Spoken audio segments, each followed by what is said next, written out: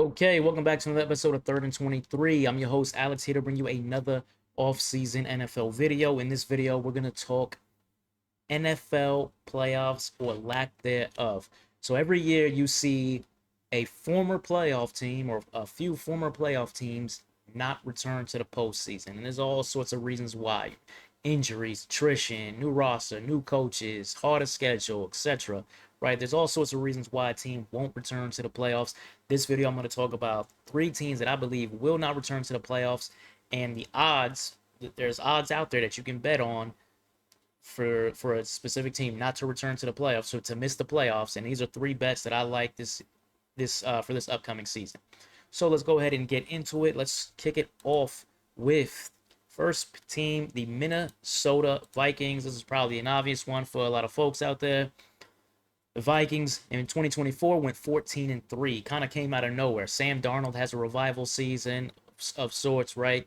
And the Vikings win 14 games and they nearly won the division, but they get bounced in the wild card round. And there a lot of that had to do with, or a lot of the reason why the Vikings made the playoffs last year was because of that strength of schedule. Now you played the NFC North, you got the Lions, you had the Packers for sure, but they also played the AFC South last season, easiest division in football. Well, competing with the NFC South, right? But easiest division in the AFC for sure. Then they also got to play an extra AFC team because of 17 games. Their extra AFC team was the Jets. They also got to play the Giants. So they got to play the two New York teams who were terrible, right? So they had a lot of easy opponents last season to kind of beef up their win-loss record and help them get to the playoffs. This season, it's going to be a different story. This season, they're going to have to play the NFC East and they're going to have to play the AFC North. The AFC North is competing with the NFC North for the toughest division in football. So in their own division, Lions are going to still be for real. Packers are going to be for real. I think that the Bears are going to be much improved and they're going to be a threat. That's 6 tough games right there. Then you're playing the NFC East, defending Super Bowl champions with the Eagles. You got a Commanders team that's good, but more on them later. You got a Cowboys team that's probably going to be contending for the playoffs, maybe contending for that 7th seed. So there's a lot. This is a much tougher schedule than what the Vikings saw last year. And then you got roster concerns with this difference in schedule, right? With this difference in schedule difficulty. You're talking about a new quarterback in J.J. McCarthy, so I'm not a believer in Sam Darnold. J.J. McCarthy could end up being better than Sam Darnold, but nobody's ever seen him play, right? Because he's coming off a season-long ACL injury from last year. Now he's going to get his shot to start. You got to see what he has. Got to see if he can remain healthy for the full season. You got suspensions. You got Jordan Addison, their number 2 receiver, who's already suspended for the first 3 games of the season. And then the defense last year finished, I want to say, top 3 against the run last season. I talked about this in other videos. When it comes to defenses in the NFL, a defense's ranking, you are going to, if they're a top ranking, you're going to see regression the next year. It always happens. You're not going to see a team finish number 2 against the run and then they finish number 2 against the run the next season. That does not happen because of attrition on your roster, because of injuries, because of scheme, because of opponent, all sorts of different reasons. But you're going to see, unless they made a bunch of roster additions defensively, which the Vikings didn't, you're not going to see them maintain that same level of elite level defense, at least in the running game that we saw last season. And Minnesota wasn't strong, by the way, in the pass game. They actually were susceptible to a lot of big plays through the air. So because with all of that said, Vegas is kind of feeling what I'm feeling. They got the juice at -110. Those are the current odds, the odds for Minnesota to miss the playoffs. So I think they believe the Vikings will miss the playoffs. Vikings, for me, they're going from 14-3 to dead last in the NFC North is what I expect from Minnesota this season. All right, moving on to our next team, and that is the Pittsburgh Steelers. Now, this team right here, a lot of people, I've seen a lot of noise out there in the ether that they like Pittsburgh to make the playoffs this year. Pittsburgh's a legit contender in the AFC North this year. When you look at Pittsburgh, from first thing, they were in the playoffs last year. They went 10-7. Great job. But I don't know how they won 10 games, smoke and mirrors, because that offense was on fumes. It just wasn't an explosive offense.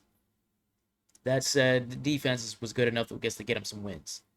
Now you're looking at this year. I see an aging core. Problem with Pittsburgh is it's a lot of people my age, and my age is old. When you're my age, you got a lot of people who have problems letting go of the past, we'll say. They see names like Cam Hayward and Aaron Rodgers and Darius Slay and Jalen Ramsey and roster additions like that and say, oh, these guys are making big moves. These are making big waves. Man, Aaron Rodgers is like 42 years old or going to be 42 years old. And if you've been watching the camp highlights, man, Aaron Rodgers doesn't look like a spry 25. Aaron Rodgers' last two full years of playing, I'm not going to count the year where he blew the Achilles and only played one snap. Last 2 full years of playing, he had a QBR, if you believe in QBR, 48 and 41. Those are his 2 lowest QBRs since, I believe, 2015. He had his lowest passing yardage output since 2015. You're saying Aaron Rodgers is clearly declining, and then all of a sudden, at 42 years old, he's going to and become some all-pro quarterback? Man, yeah, and I don't think so. Okay, not happening. No way is that going to happen for the Pittsburgh Steelers. So then when I'm looking at their firepower on this team, Rodgers, I already said, is fading. Najee Harris, I'm not a big Najee fan, but he's gone. So now you're going Jaylen Warren or a rookie. What are we doing there? You got DK Metcalf to cancel out losing George Pickens. Okay, so you got one wide receiver. The other wide receivers are what? Robert Woods and Calvin Austin. What are we talking about here? So I don't see a lot of firepower offensively. I don't think Pittsburgh is going to be scoring at will. I think they're going to be relying on their defense again. I do like TJ Watt, but these guys are old. I mean, some of these guys are old on this team, and I don't see it happening. And then on top of all of that, they're going to play the NFC North, so they're going to have to play Detroit, Green Bay, Minnesota, Chicago, and they're going to have to play Buffalo out of the AFC East. Plus, I think the Patriots are going to be compete for the playoffs this year, and the Dolphins are always kind of in the mix. So it's just a tougher schedule. Their odds to miss the playoffs are minus 140, so Vegas is right there with me. They realize that this is not a playoff team. I think with the juice at minus 140. Now, moving on to third and final team that I think is going to miss the playoffs, and this is one that's going to probably surprise some people, but I'm going to go with the Washington Commanders. It's tough finding the third team, and I really like Jaden Daniels. I think Jaden Daniels is one of the more electrifying players in the NFL. The thing is, we see sophomore slumps happen. We see sophomore slumps happen all the time, and I'm not saying he's going to have one. I'm not saying that he's not great. I'm saying I hope he remains healthy, and I don't know about the rest of the roster around. So starting off at wide receiver, you got Terry. Scary Terry's already been demanding a trade.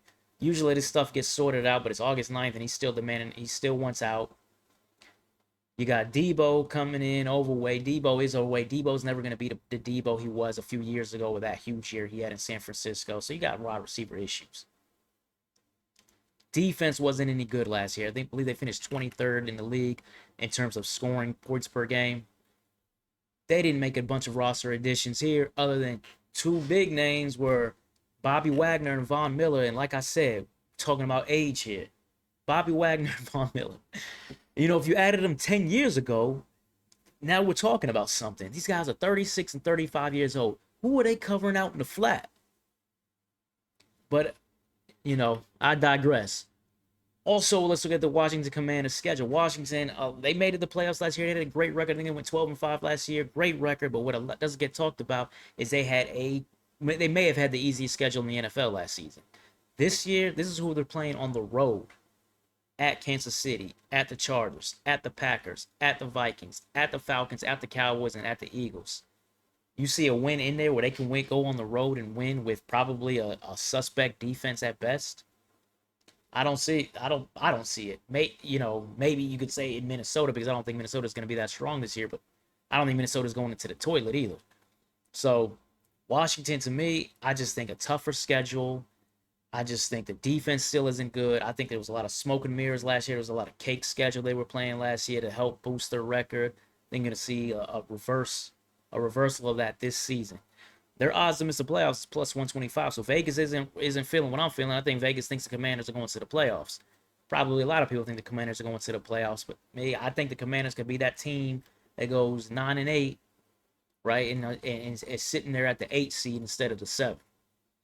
But anyways, that wraps it up. These are three teams that I believe are going to miss the playoffs and made the playoffs last season. If you agree, disagree, feel free to like, comment, or subscribe.